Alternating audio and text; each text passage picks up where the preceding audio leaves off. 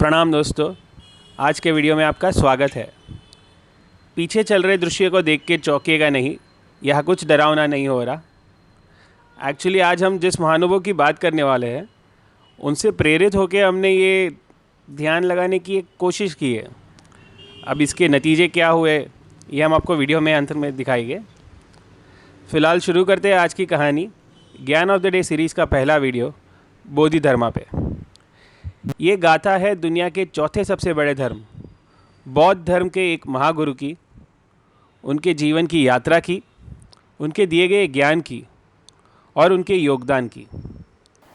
आज से तकरीबन 1500 साल पहले यानी 5th सेंचुरी एडी में दक्षिण भारत पे पलावा साम्राज्य का शासन था। उनकी राजधानी थी कांचीपुरम शहर। उनके राजा सुगंधन के तीसरे बेटे की ये कहानी है, जिनका नाम रखा गया था बोधियोतर। बचपन से बोधियोतर की शिक्षा में कोई कमी नहीं रखी गई। देश विदेश से कई गुरु आए जिन्होंने उन्हें प्रशिक्षण दिया। कलरीपट्टू, जो माना जाता है कि स्वयं भगवान परशुराम की सिखाई हुई युद्ध कला है, उसमें वह निपुण थे और वज्र स्तर पर थे। यानी कि ऐसे व्यक्ति जिस पे किसी रोग, बीमारी या जहर का कोई असर नहीं होता है। कहा जाता है कि 7 साल की उम्र से बोधिधर्मा ने बौद्ध धर्म में रुचि दिखाना शुरू कर दिया था और उनके गुरु प्रज्ञाधर, जो महायान बुद्धिज्म के 27वें बोधिसत्व माने जाते हैं, उनसे प्रभावित भी हुए थे। बौद्ध धर्म में 2 तरह की विचारधाराएं हैं। पहली है थेरावाद बुद्धिज्म, जिसे वे ऑफ एल्डर्स भी माना जाता है, जिनका मानना है कि वे गौतम बुद्ध की टीचिंग्स को फॉलो करते हैं। और दूसरा है महायान बुद्धिज्म यानी द ग्रेट व्हीकल, जिसमें गौतम बुद्ध के बाद आए गए बोधिसत्व की टीचिंग्स को अपने में सम्मिलित कर लेती है, यानी it is more inclusive of other teachings as well. जब राजा सुगंधन की मृत्यु हुई और उनके परिवारजन इसका शोक मना रहे थे, तब बोधियोतर 7 दिन तक ध्यान में चले गए, जिससे बाहर आके उन्होंने राजसी जीवन छोड़कर गुरु प्रज्ञोत्तर के पास जाके उनसे धर्म की शिक्षा पाने की इच्छा जताई। गुरु प्रज्ञोत्तर ने भी उन्हें अपने शिष्य के रूप में स्वीकार कर लिया और उन्हें धर्म के मार्ग पे आगे ले गए। उनकी शिक्षा ख़त्म होने पर जब उनकी चेतना जागृत हुई, यानी उनकी एनलाइटनमेंट, उनका अवेकनिंग हुआ, तब उन्होंने उनको बोधि धर्म की उपाधि दी। प्राचीन समय से भारत में कई विदेशी यात्री आए, कुछ ज्ञान पाने तो कुछ लूट मचाने, कुछ व्यापार करने तो कुछ धन दौलत की लालच में। इससे मेरे मन में सवाल आया कि क्या कभी कोई भारतीय नागरिक ऐसे नहीं थे जो देश के बाहर जाते थे, और अगर जाते थे तो उनके लिखित रिकॉर्ड्स या कुछ तो रहेगा। जब हमने इस पर रिसर्च की तो हमारी देश की महानता पता चली। हमें मिला कि कई यात्री ऐसे थे जो देश के बाहर गए थे, लेकिन हमेशा कुछ देने की भावना से, कभी कुछ लेने की इच्छा से नहीं। उस समय पे चाइनीज़ हमसे काफ़ी ज्ञान की अपेक्षा रखते थे, तो हमारे महागुरु वहाँ जाते थे, ना सिर्फ उन्हें बौद्ध धर्म का प्रचार करने, बल्कि उन्हें आयुर्वेद की कला, युद्ध कला, ध्यान लगाने की तकनीक एवं आदि इत्यादि विषयों को सिखाने, समझाने और उनके बारे में ज्ञान बांटने। इससे चाइनीज़ हमसे काफ़ी प्रभावित रहते थे और हमेशा ज्ञान पाने के लिए आतुर रहते थे। इसी कारण अपने गुरु की इच्छा अनुसार बोधि धर्मा ने भी चाइना की ओर प्रस्थान किया। बोधि धर्म की कहानी किसी एक किताब में दर्ज नहीं है, या ऐसा कह सकते हैं कि ऐसी कोई एक किताब या रिकॉर्ड्स या क्रॉनिकल्स या यूँ कहे तो बायोग्राफी आज मौजूद नहीं है। उनकी कहानी हमें मिलती है उस समय के चाइनीज़ इतिहासकारों ने जो अलग अलग किताबें लिखी है उन पन्नों में से, या फिर जिन जिन जगहों पर बोधि धर्म गए उन जगहों की कहानियों में से। अगर हम लिखित प्रमाण ढूंढने जाएंगे तो वो हमें ज़्यादा करके चाइना में ही मिलते हैं। ऐसी एक किताब लिखी थी ताओ सुअन ने, जिसका नाम है continued biographies of eminent Monks. इसमें बोधि धर्म के चाइना के यात्राओं का प्रमाण मिलता है।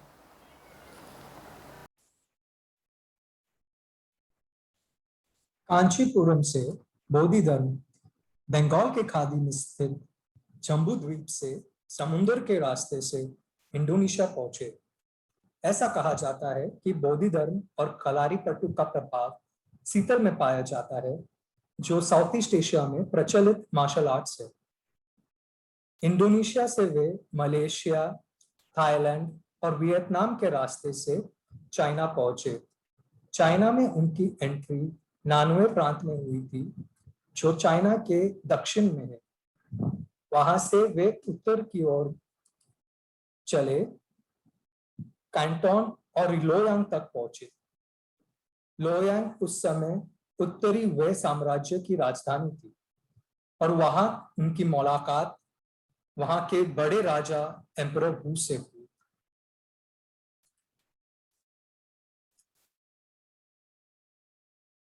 एम्परर वू बौद्ध धर्म के बड़े प्रचारक थे और बोधि धर्म से मिलने पर उनके बीच जो संवाद हुआ ये हम आपके सामने पेश कर रहे हैं। इसमें रोहित एम्परर वू की भूमिका निभाएगा और मार्कस बोधि धर्म की। मैं बौद्ध धर्म का बहुत बड़ा प्रचारक हूँ। मैंने कई मंदिर बनवाए, कई स्तूपा बनवाए, कई बौद्ध गुरुओं का संरक्षण भी दिया। जानवरों की बलि देने वालों को मैंने मृत्युदंड का फरमान जारी कर दिया है। ये सब करने की वजह से निर्वाणा के प्रति मेरी योग्यता आज कितनी हो गई है? 0। यह सुनकर एम्परर वू अचंभित रह गए थे, पर गुरु के खिलाफ आवाज उठा नहीं सकते थे, इसलिए उन्होंने दूसरे तरीके से अपना जवाब मांगने की कोशिश की। हे गुरु, बौद्ध धर्म का प्रथम आदितत्व मतलब फर्स्ट प्रिंसिपल क्या है? विशाल शून्यता, कुछ पवित्र नहीं।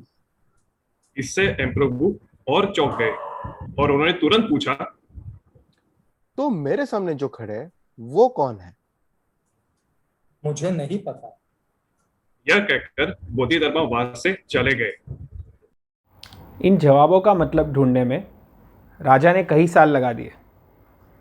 खैर, आपको इतना लंबा रुकने की ज़रूरत नहीं। हम आपको इसका मतलब समझाने की कोशिश करते हैं जो हम समझे।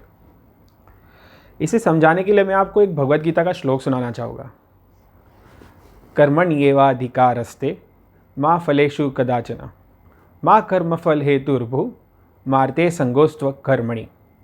अर्थात तुम्हें कर्म करने का अधिकार ज़रूर है, किंतु उसके परिणाम स्वरूप जो फल मिलता है उसकी इच्छा रखने का अधिकार नहीं है।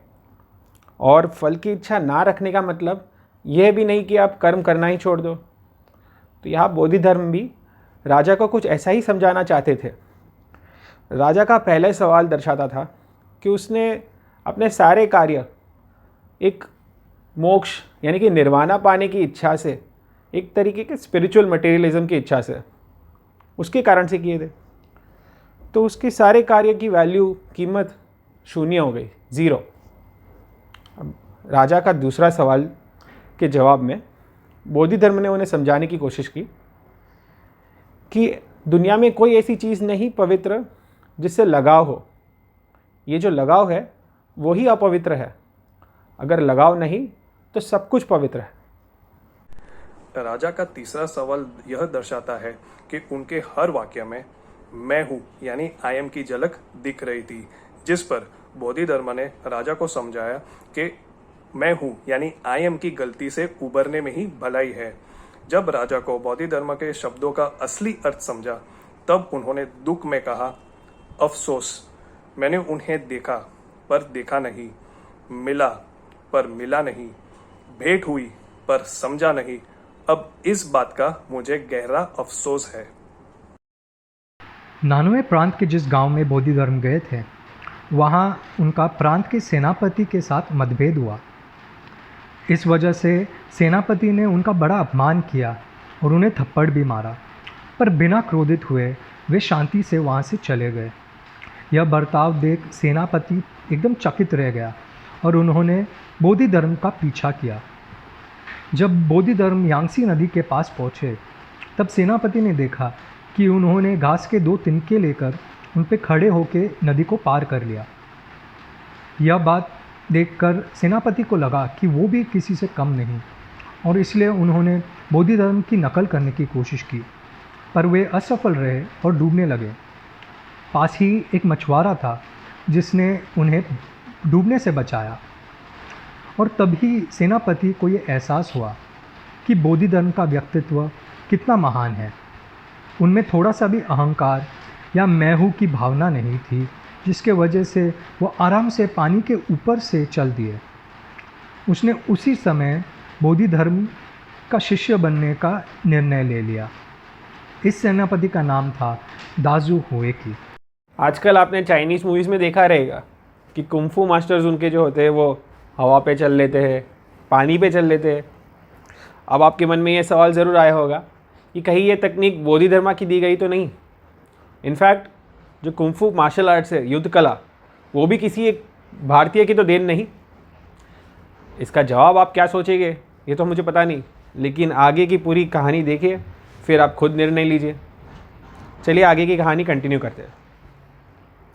नदी पार करने के बाद वहाँ पे शाओलिन मठ में जाने के लिए बोधिधर्मा गए तो उन्हें प्रवेश देने से मना कर दिया। इस पे बोधिधर्मा ने कुछ कहा नहीं, सिर्फ पास वाले पहाड़ पे एक गुफा थी, वहाँ ध्यान लगाने चले गए। उन्हें समझ में आ गया था कि शायद से अभी तक धर्म का चक्र घूमने का समय नहीं आया और उनकी शिक्षण के लिए लोग तैयार नहीं। इसके बाद 9 साल तक लगातार वह उस गुफा में एक दीवार की तरफ मुख रख के 9 साल तक उन्होंने तप किया। इसे आज वॉल गेजिंग मेडिटेशन टेक्निक नाम दिया गया है, जो काफ़ी प्रचलित भी है और चान बुद्धिज़्म का एक मुख्य हिस्सा भी बन चुकी है। कहा जाता है इन 9 साल के दौरान जब सूरज की किरणें बोधिधर्मा पर गिरती थी तो उससे उनकी परछाई जो थी वो सामने वाली दीवार पर छप चुकी थी, जिसे देखने, इस पत्थर की नक्काशी को देखने आज भी लोग वहाँ पे दर्शन करने जाते हैं उस शाओलिन मठ के पास वाले एक गुफा में। उन 9 साल के दौरान दाजू हुईके, जो नान्युए प्रांत का सेनापति था, उसने कई बार बोधिधर्मा के सामने जाके अपने शिष्य बनने की इच्छा जताई, लेकिन वह ध्यान से बाहर नहीं आए। आखिर में एक दिन अपना आपा खोकर, आवेश में आकर हुईके ने बोधिधर्मा पे बर्फ का गोला फेंक दिया। अब इसके जवाब में बोधिधर्मा ने उन्हें कहा, जब आकाश से लाल बर्फ गिरेगा तब मैं तुम्हें अपना शिष्य बनाऊंगा। हुईके ने बिना सोचे अपना दायां हाथ ऊपर किया और छुरा लेके काट दिया। जब उस हाथ काटने के बाद बर्फ, जो उनका खून नीचे गिरा, वो ठंड से जमकर बर्फ में, लाल बर्फ में बन गया और नीचे गिरने लगा। इस भीष्म बलिदान को देख के और उनकी प्रतिष्ठा देख के बोधिधर्मा अपने ध्यान से बाहर आए और उन्हें अपने एक शिष्य के रूप में स्वीकार कर लिए। बोधिधर्मा के ध्यान से बाहर आने की खबर सुन के ही शाओलिन टेम्पल वालों को अपनी गलती का एहसास हो गया और उन्होंने बोधिधर्मा को तुरंत मंदिर में आने की विनती की, जो बोधिधर्मा ने स्वीकार कर ली थी। मंदिर पहुंचते ही बोधिधर्मा ने देखा कि कई समय तक लगातार ध्यान करने की वजह से शाओलिन मॉन्क्स काफी कमजोर हो गए थे। उनकी यह स्थिति में सुधार और बदलाव लाने के लिए बोधिधर्मा ने Shaolin kung fu technique, Indian stretches की विकसित की, जिसके वजह से शाओलिन मॉन्क्स स्वस्थ और मजबूत बने। कहा जाता है कि चाइना की फाइटिंग स्किल्स का रूट्स और फाउंडेशन बोधिधर्मा के शिक्षा से प्रेरित है, जो सोल्जर्स आज के समय में और पुराने समय में उपयोग करते थे अपनी फाइटिंग स्किल्स को बेहतरीन बनाने के लिए। पुराने समय में सोल्जर्स का पूरा जीवन आर्मी को समर्पित किया जाता था। जो सोल्जर्स मोनेस्ट्री वापस लौटते थे वह यही टेक्निक्स का इस्तेमाल और उपयोग करते थे अपने स्वस्थ और तंदुरुस्त जीवन के लिए। उस समय बोधिधर्म ने उन्हें 18 हैंड्स ऑफ लोहान की तकनीक सिखाई। ये एक ऐसी कसरत है जिससे आप आपकी ची यानी इंटरनल एनर्जी बढ़ा सकते हो। इससे आप शारीरिक और मानसिक संतुलन, तंदुरुस्ती और सहनशीलता प्राप्त करते हो और बढ़ा भी सकते हो। आज ये तकनीक विश्व में काफ़ी प्रसिद्ध है और कई सारे लोग इसका लाभ उठा रहे हैं।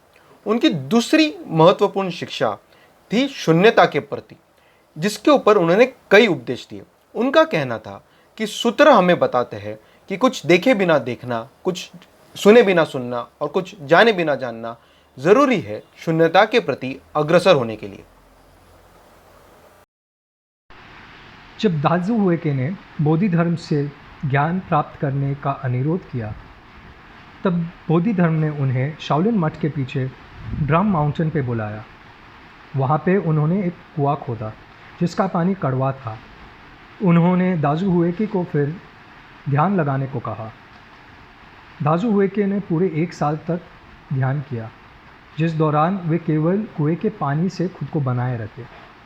साल के अंत में वे फिर से बोधि धर्म के पास गए और सीख प्राप्त करने का अनुरोध किया। तब बोधि धर्म ने ब्रह्म माउंटेन पे दूसरा कुआं खोदा, जिसका पानी तीखा था, और उन्होंने दाजू हुएके को ध्यान लगाने को कहा। ऐसे 2 साल और 3 साल और गए। तीसरे साल में जब बोधि धर्म ने कुआं खोदा था तब उसका पानी खट्टा था, और चौथे साल में जब बोधि धर्म ने कुआं खोदा तो उसका पानी मीठा था। चौथे साल के अंत में जब हुएकी ने बोधि धर्म का सीख समझ लिया था, वे बोधि धर्म के पास गए और बोले, हाँ, मैं आपका सीख समझ गया हूँ।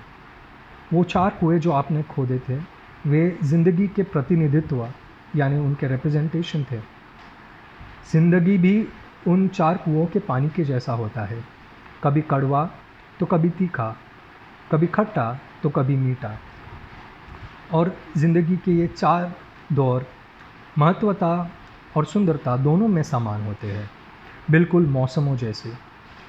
इस तरह बिना कोई वाणी देके बोधि धर्म ने हुएकी को ज़िंदगी के बड़े सीख के बारे में सिखाया, सीधे मन से मन, हृदय से हृदय। उसके बाद दाजू हुएकी बोधि धर्म के सबसे बड़े भक्त बने, और उनके बाद वे शाओलिन मठ के अध्यक्ष भी बने। जापान में बोधि धर्म को दारुमा के नाम से जाना जाता है और ज़ेन बुद्धिज़्म के स्थापना करने के लिए सम्माना जाता है। जापान कथाओं के हिसाब से बोधि धर्म जापान पहुंचे थे। वहाँ पे एक गरीब की बेस में वो राजकुमार शोटोकू ताइशी से मिले। राजकुमार शोटोकू आगे जाके जापान में ज़ेन बुद्धिज़्म के बड़े प्रचारक बनते हैं और वो शिटेनो मंदिर का निर्माण करते हैं। इसके अलावा यामाटो, कांसाई और सेत्सु प्रांत में भी वो काफ़ी सारे स्तूपों का निर्माण करते हैं। आज तकरीबन 70% जापानी लोग ज़ेन बुद्धिज़्म में मानते हैं। दरुमा से याद आया कि जापान के सुवेनिर शॉप में अनेक प्रकार और रंग की दरुमा डॉल्स मिलेगी। कई लोगों के घरों में भी ये पाई जाती है। दरुमा डॉल्स को बोधि धर्म की मूर्ति भी बोल सकते हैं। पुराने समय में दरुमा डॉल्स को घर में बच्चों को स्मॉल पॉक्स और मिसल्स से बचाने के लिए रखने में आता था। दरुमा डॉल्स अनेक रंग की पाई जाती है। लोगों का मानना है कि इनसे अनेक आशीर्वाद प्राप्त होते हैं। जैसे लाल रंग की दरुमा डॉल अच्छे नसीब लाती है, पीले रंग की दरुमा डॉल धन और अच्छा नाम लाती है, काले रंग की दरुमा डॉल बुरी नजर से बचाती है, और हरी रंग की दरुमा डॉल अच्छी सेहत लाती है। दरुमा डॉल की एक अलग प्रथा भी है। कई लोग एक आंख वाली दरुमा डॉल जिसकी बाई आंख नहीं होती वो भी अपने घर रखते हैं और उसके सामने अपनी मन्नत रखते हैं।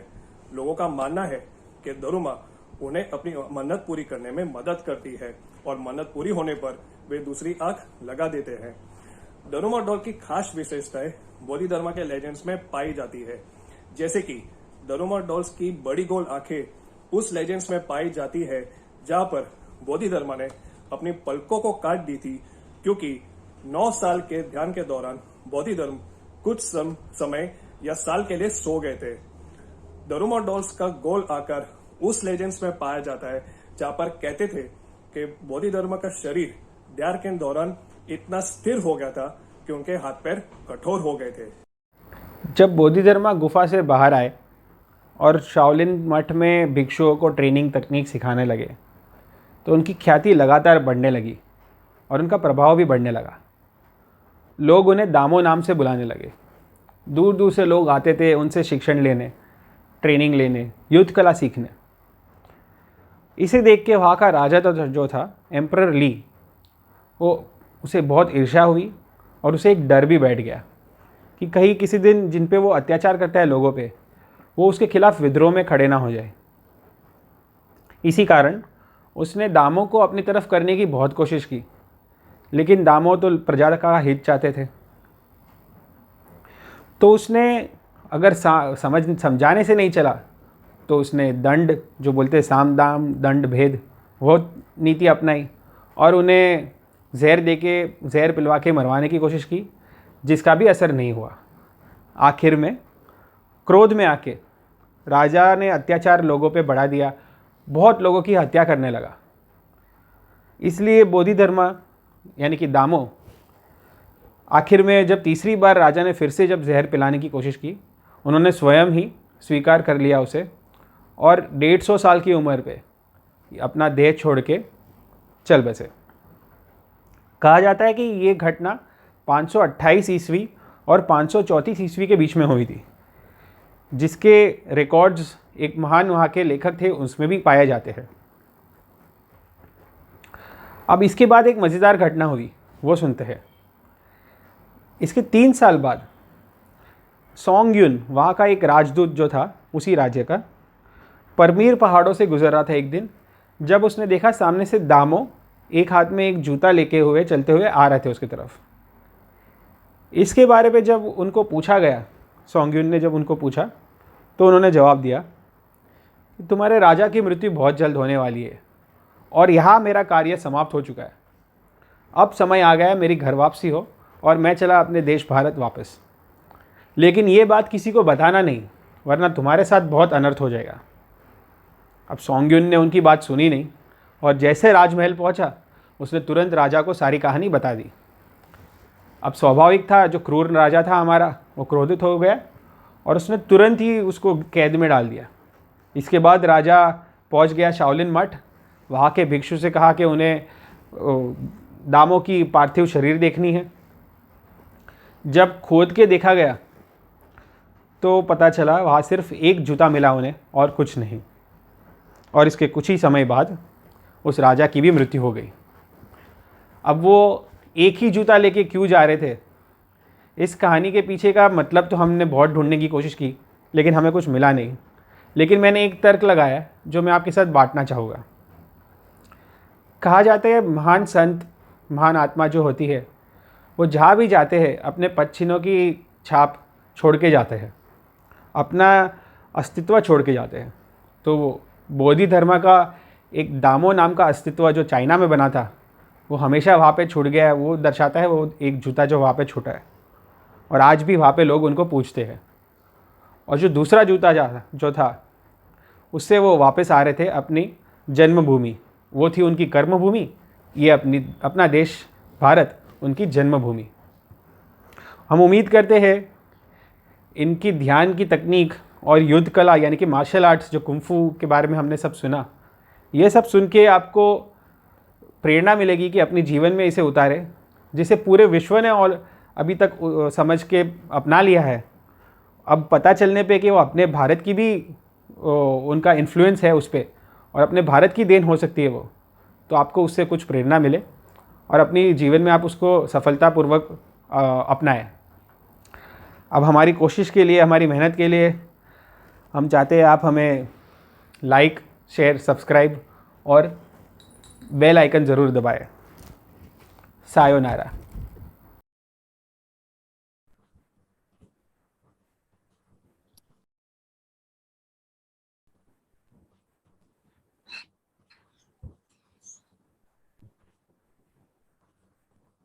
निशान, क्या कर रहे हैं? हमें ध्यान दे रहे हैं हम लोग को। भाई मैं तो एफबी पे मेरे सब दोस्तों का लाइव स्टेटस चेक करो कौन क्या कर रहा है। सो मेरे से तो रहा नहीं गया।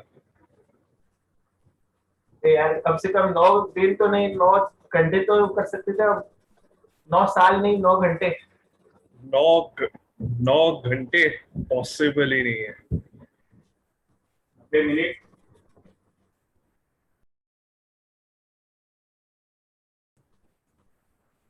मार्कस, अब तू क्या करने चला? अरे यार मेरा गेम चालू था, खत्म करना है। अबे गेम के साथ कोई ध्यान लगाता है क्या? 2 मिनट दे यार, फिर गेम के ऊपर ध्यान लगाता हूँ।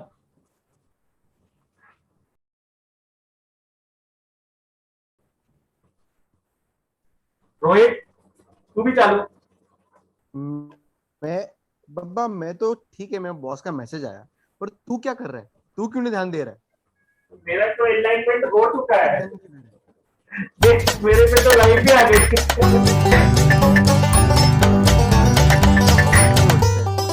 कुछ नहीं हो सकता। अफसोस बौद्ध धर्म की कहानी से एक बात पक्की है कि भारत का इतिहास इतना बड़ा, इतना कीमती और रोचक है कि कोई भी स्कूल या कॉलेज की किताब तक सीमित नहीं किया जा सकता। भारत के कई महान साम्राज्य या वीर योद्धा की ऐसी इतिहास या कहानी है जिसकी शायद हमें आज तक पता नहीं होगी। गॉड सीरीज के माध्यम से हमारी यही कोशिश रहेगी कि ऐसे ही बड़े महान साम्राज्य या वीर योद्धा या फॉरगॉटन हीरोज की कहानी आपके सामने प्रस्तुत कर सके, जिससे आज के यूथ या नौजवान प्रेरित बन सके। आप सबसे बस एक ही रिक्वेस्ट है कि हमारी चैनल को सब्सक्राइब करें, लाइक करें, मैक्सिमम शेयर करें और आपके कमेंट और फीडबैक जरूर दें। नोटिफिकेशन बटन ऑन कर दें, जिसकी वजह से आपको हमारी वीडियोस की अपडेट लगातार मिलती रहेगी। हम जल्दी लौटेंगे एक और महान साम्राज्य या वीर योद्धा की दिलचस्प कहानी के साथ। जय हिंद।